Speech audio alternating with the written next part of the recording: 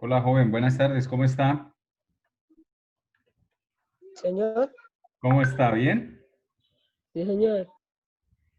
¿Y usted? Bien, hijo, aquí trabajando desde la distancia. ¿Cómo Sí, está la señor. familia? Bien, sí, señor. Bueno, pues él lo vi juicioso enviando los trabajos. ¿Por qué Sí, estuvo, señor. por qué estuvo como desconectado? ¿Qué pasó? Señor, ¿Por qué estuvo desconectado por un tiempo? ¿Qué fue lo que ocurrió? pues, porque es que el celular de mi mamá se había dañado y pues para ir a que ya hacía los talleres. Correcto. Y esto, tú tienes pendiente unos Pues, talleres conmigo, ¿no? sí, señor, ya yo hoy fui por los talleres y me mandaron los de las 2 semanas pasadas que me había quedado atrasado. Vale. Acuérdate de poder ingresar de vez en cuando a nuestras páginas, tanto a la del colegio como la personal. Sí, De señor. todos modos, hay el grupo de WhatsApp, yo estoy compartiéndole los talleres, la información. Recuerda que hemos estado trabajando también con algunas estrategias de prevención frente al COVID-19 y pues qué mejor que podamos estar de la Mira, dile a mano, profesor que lo escuchen. estar de la mano. ¿Listo? Entonces, Por el sí, son, no, ahí se no, se llama está, poquito. ahí está ingresando Kevin Soto. Vamos a esperar que ingrese bien. Háblale, dile al profesor que lo Sí, escuche. señor. Hola, Kevin. Hablando con un compañero. Hola, Kevin. Dile Pero que es que no, no estamos... hace caso. ¿No va acá? Sí. Ah, pues sí, esperarito. Ahorita. Ah, Sí, para eso no dura mucho. Bueno, Kevin se demoró. Entonces, Dani, vuelve a activar la cámara. Entonces, como les estaba contando, pues la idea es que podamos tener este Ya pasé. encuentro de manera sencilla. Acuérdense que los encuentros de nosotros son cada 15 días y pues borra estos el grano. encuentros lo que tratan es de multiplicar la información o tratar de acercarnos a la información Estaba acá. que hemos divulgado allí en Sí. las guías. La guía,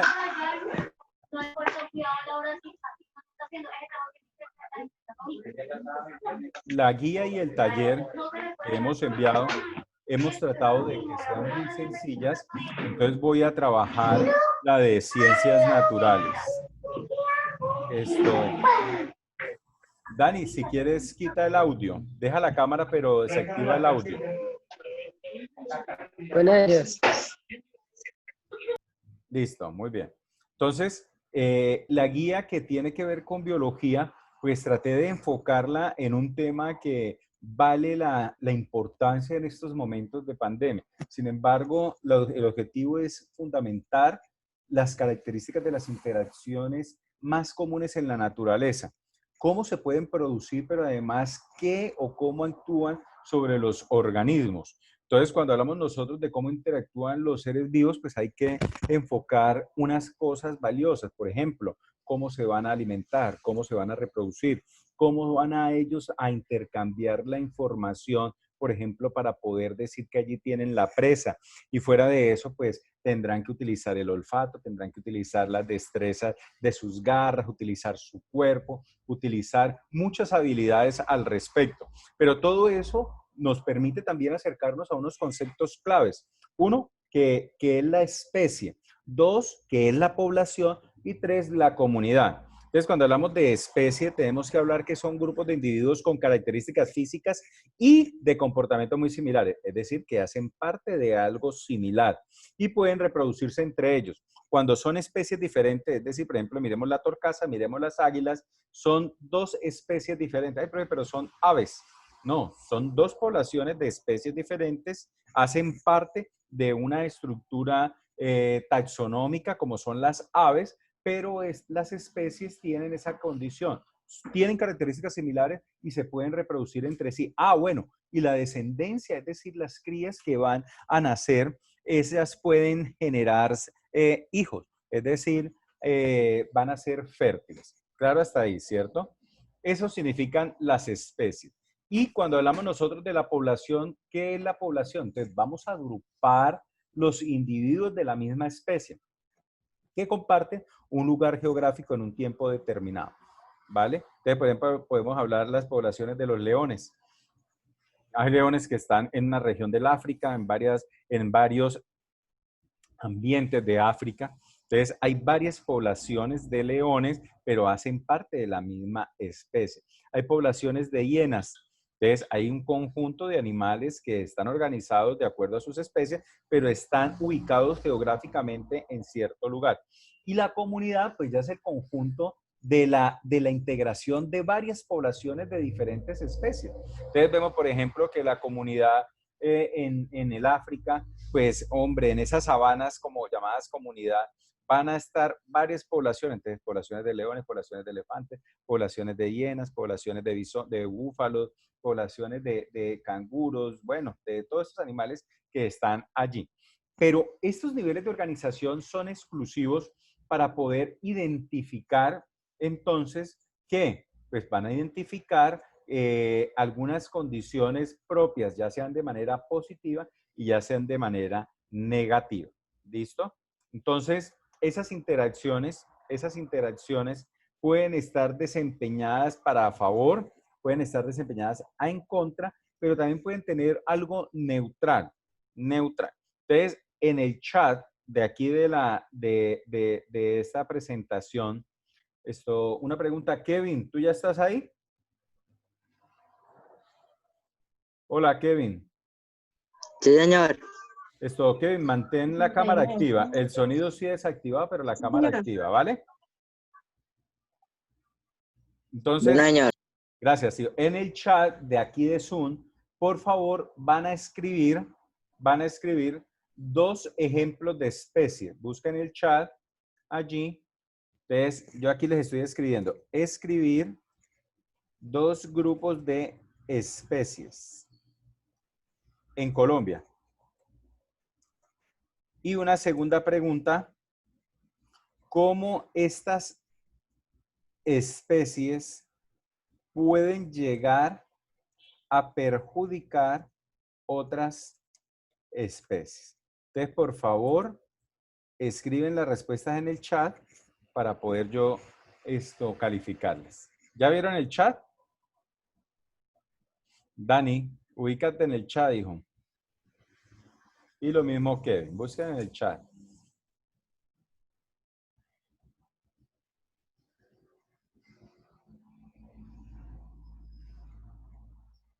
Vale, Dani, bien. Entonces, escribe ahí, así como me estás escribiendo en el privado. Y lo mismo Kevin, escríbeme las respuestas, por favor.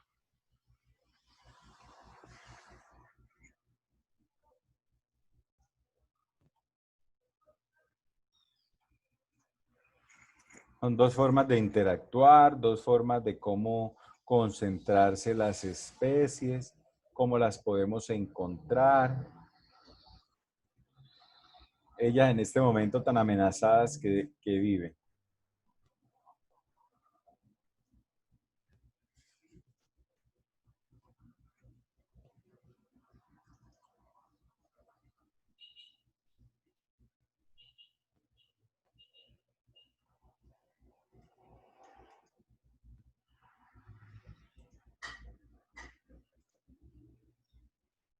Reptiles y aves. Bien, Kevin, muy bien. Dani, lo que yo estoy preguntando es escribir los 2 grupos de especies en Colombia. Por ejemplo, Kevin habla de reptiles y aves, pero la dejó muy grande, ¿no? Cuando hablamos de especies, ojalá pudiera decirme culebras, serpientes, aves, de pronto perdices, patos, ¿sí? O sea, ser más concretos. ¿Vale, Dani? Y ¿cómo estas especies pueden llegar a perjudicar a otras?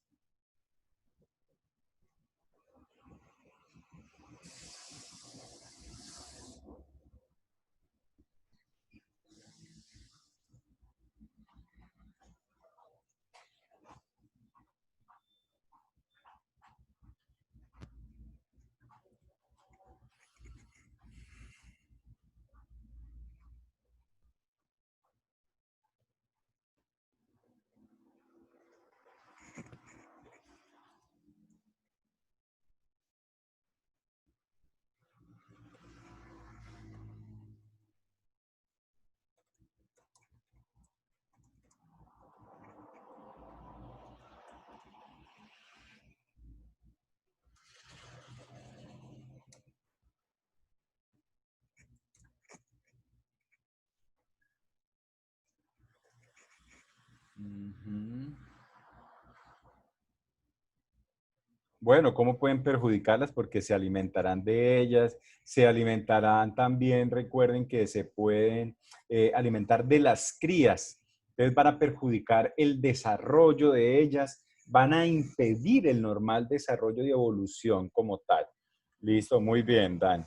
Kevin, ¿qué pasó con la respuesta de la segunda pregunta, hijo?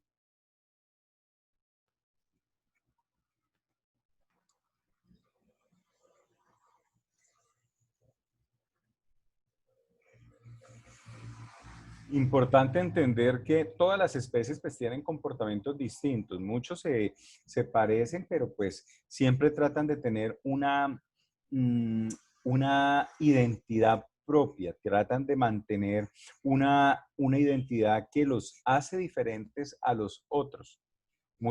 Las aves tienen picos, pero no todos los picos tienen la misma función.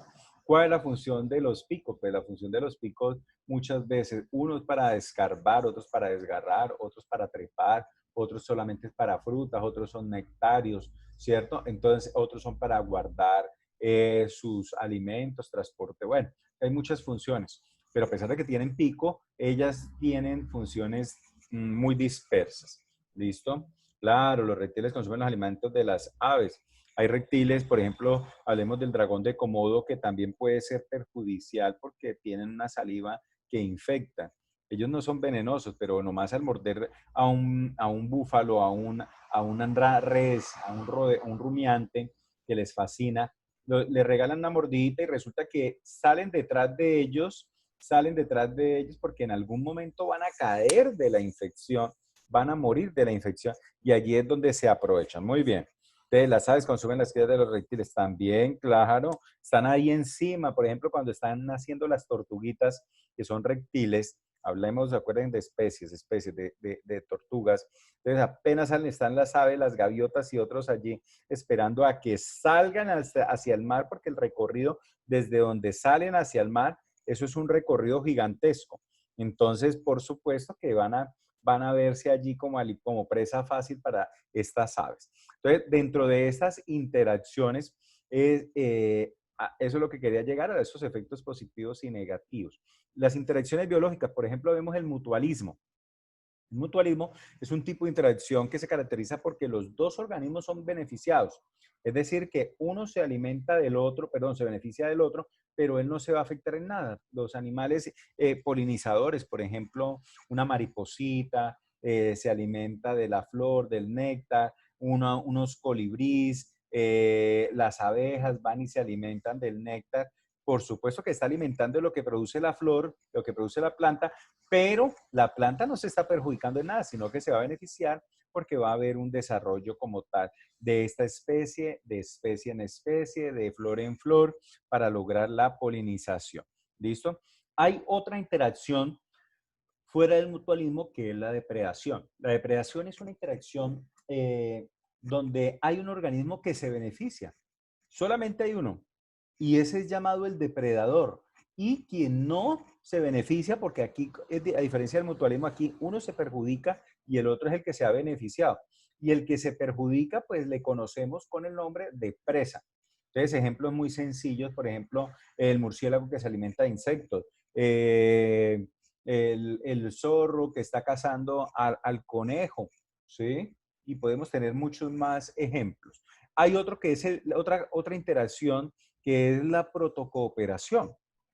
La protocooperación es una interacción biológica que logra que participen organismos o poblaciones, ojo, o poblaciones de dos especies, que se benefician mutuamente al vivir juntas, ¿sí? Por ejemplo, aquellas aves como el gorrión que están allí en un bosque y pues obviamente se alimentan de semillas y van a generar dispersión de semillas, pero también hay otras aves que se alimentan de las excretas fecales de esos gorriones, vienen y se comen allí y siguen transportando la semilla, ¿sí? O sea, hay muchas especies que se alimentan de algo que ha eliminado la otra y se benefician mutuamente, pero en ningún momento tienen interacción los dos. Hay otra interacción que es la competencia. Esta competencia pues se caracteriza porque dos organismos que pueden ser de la misma o de diferente especie, acá no interesa la relación, se perjudican mutuamente al competir por el mismo recurso. Entonces, nosotros vemos que cuando en el ambiente hay escasez de alimento, pues alguno de los dos se va a ver perjudicado. Cuando el león pelea por el otro, con el otro león por el alimento, cuando la hiena pelea con el león por el alimento, pero también vemos que los árboles, entre más grandes están, van a tenerle más ventaja a los árboles que están abajo por la incidencia de la luz solar. ¿Listo? El parasitismo. El parasitismo es muy similar a la predación, pero en el parasitismo, entonces, como ocurre entre dos organismos, en la que uno de ellos se beneficia y el otro también se perjudica, ¿sí? En cambio, cuando hablamos nosotros de la depredación, hay un organismo que se beneficia y uno que es llamado depredador y el que se perjudica que llama a la presa. Aquí, el que se beneficia se llama parásito y el que se ha perjudicado se llama huésped.